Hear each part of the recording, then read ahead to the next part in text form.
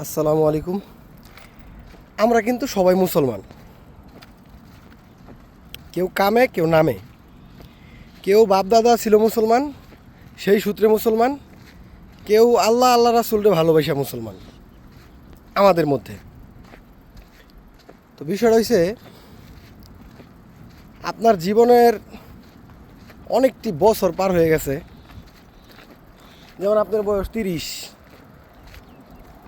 শৈশব গেছে আপনার 7 বছর, তাহলে বাকি 23টা বছরে আপনি এমনও মানুষ আছে যে 5 ওয়াক্ত নামাজ কন্টিনিউ করতে পারে না, 1 বছর 6 মাসও করতে পারে না। তো শয়তানের ওয়াসওয়াসায় আমরা এরকমভাবে পড়েছি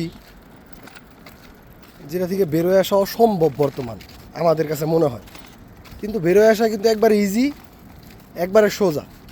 হ্যাঁ, দু একদিন একটু কষ্ট হবে, শয়তান একটু বেশি ওয়াসওয়াসা দিবে, কিন্তু আল্লাহর নাম সবসময় মুখে রেখে জিকির আজগার করে আমরা কিন্তু এগিয়ে যেতে পারি। তো ইনশাআল্লাহ সবাই দোয়া করবেন আমার জন্য, আর আমার দোয়াও সবার জন্য রইল।